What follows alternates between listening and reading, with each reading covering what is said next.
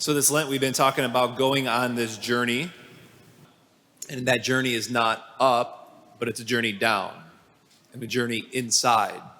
To look at perhaps those spots in our hearts that might be hidden, those spots of sin and disorder and failures, possibly even some hellish spots in our hearts. And to do this, it's not to discourage us, but so that we might experience a greater freedom, a deeper conversion, a more authentic love, in which, of course, we know that's what our hearts are made for.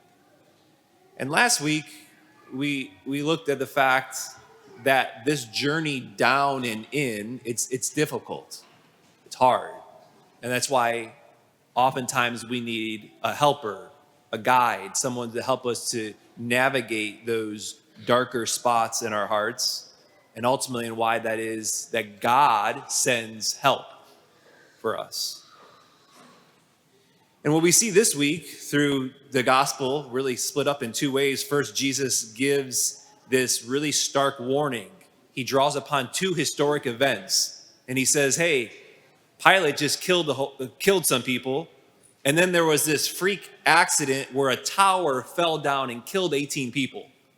And he said, unless you change your ways and repent, you're going to perish. It could happen to you. Repent or perish. And so this week, if we really want to break away from sin and experience that deeper conversion and freedom, what we have to do and what we see this week is we have to have a hatred for sin. And then secondly, we have to see sin for what it really is.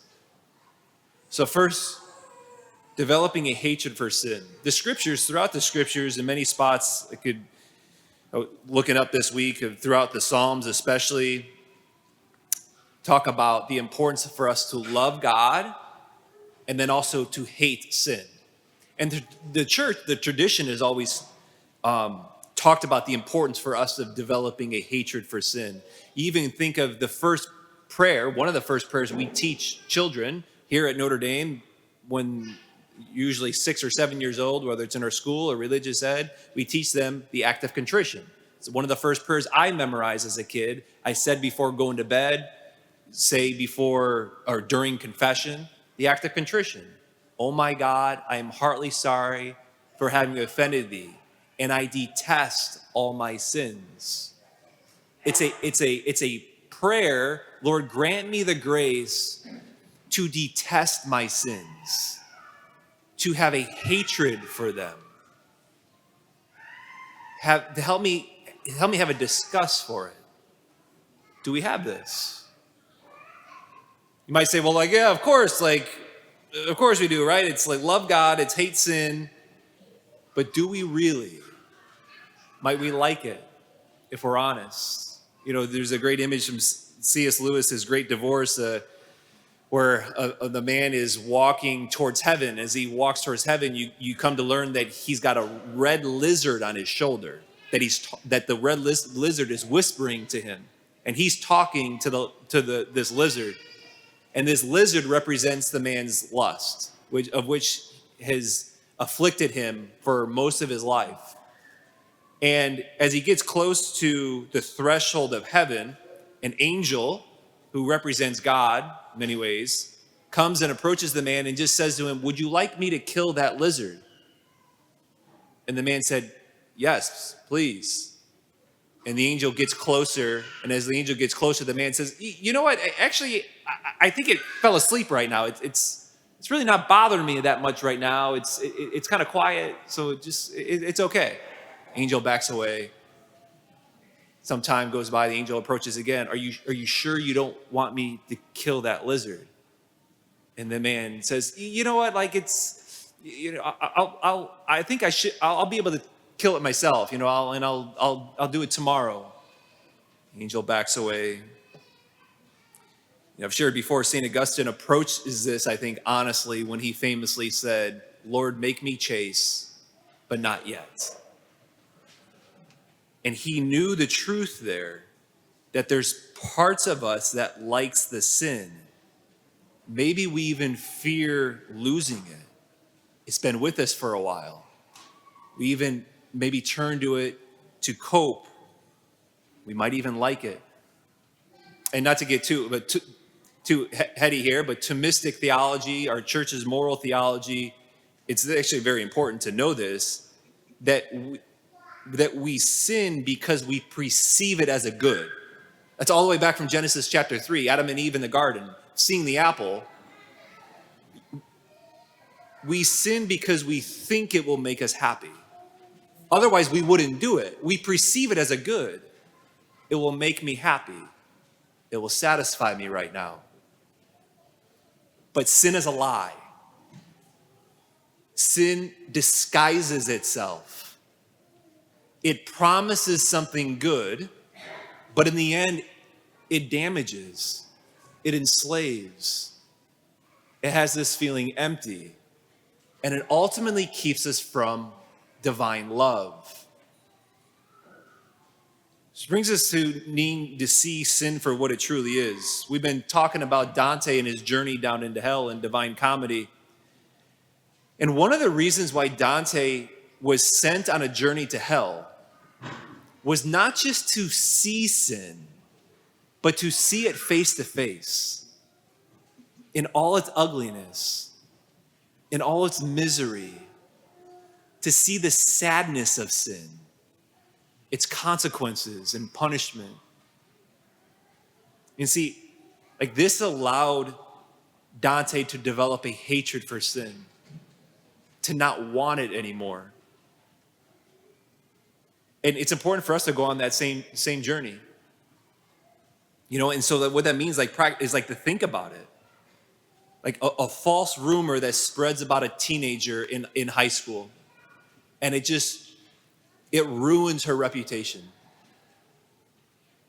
Maybe the truth eventually comes out, but the damage remains. And it affects the way she thinks about herself. Not only now in high school, but maybe in college, and she brings it with her when she's a young mom and married. It affects the decisions she makes. It affects the way she acts. The ripple effect. And oftentimes that ripple effect underneath. See, the ripple consequences of sin, it just spreads out. And it's not so much like throwing a stone in a pond and you see the ripple on top of the surface of the pond. It's more like an earthquake that happens underneath the ocean floor. And the shock wave goes, and you don't even notice it until there's like a 50-foot wave that crashes up on the shore. That's the way to look at sin. Its consequences. You know, I've mentioned before the reality and the importance for us to magnify the cost of sin. The reality is that 5 minutes of sin can wreck a life. 5 minutes of sin can wreck other people's lives around me. Seeing sin for what it truly is. So this Sunday of Lent, question for us. Have I truly come face to face with my sin? Do I really see it for what it is? Do I truly recognize the misery component of the sin? How dark and twisted it can cause things and make things. The sadness of it. The reality is that things didn't change for Dante until he was able to see sin for what it truly is. But here's the thing. As important it is for us to develop a hatred for sin, that's not actually the most important thing. It's true, we have to hate sin to recognize how it twists, how it enslaves, how it destroys. But hatred alone doesn't save. You see that the man with the lizard on his shoulder, like he said he wanted to be free of the lizard, but his focus was too much on the lizard. That's where his conversation was. That's who he was listening to. That's who he he was talking to, it wasn't until he surrendered to something higher, in this case, God. And and the angel gets close. Actually, the man starts to feel pain when he finally gets the angel on here, or the angel finally touches the lizard. The man starts to feel pain, but that angel finally does crush the lizard. And that lizard, when it dies and he kills it, the lizard transforms into this beautiful, huge stallion, which carries the man off into heaven. See, the key is to focus less on the lizard, the sin, and more on the Lord. Remember last week we said, because at the end of the day, whatever cycle of sin that we're in, whatever addiction or whatever habit of sin it might be, at the end of the day, love needs to touch it. Love needs to replace it. And that's exactly what God offers us. Because Dante's conversion, it wasn't instant. And neither is yours or mine. And that's why the gospel today is such good news. Because in the parable, you have the owner of the vineyard, and he comes and he sees the fig tree, which is barren. It's not producing any fruit. The tree's not working. And he says, cut it down, get rid of it. And the vine dresser, the gardener comes and steps in, who is Jesus, and he says, no, like, give it time. Like, leave it alone. Let me work around it. Let me cultivate it. Let me fertilize it. Let me, at the end of the day, lay down my life and die for this spot. The Lord knows where we're barren. Jesus isn't quick to condemn. He knows where we're barren, and he's patient. He's merciful. And he says, just give it time. Give it time. So as we continue to journey through Lent, our journey down, I hope we're going down. I hope we're going in.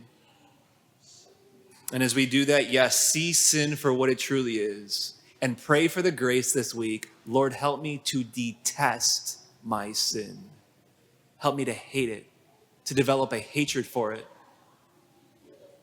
But also, I'd say more importantly, is to fix your eyes on him and to surrender to his love, who sees where we're barren, and he lays down his life for us in that spot.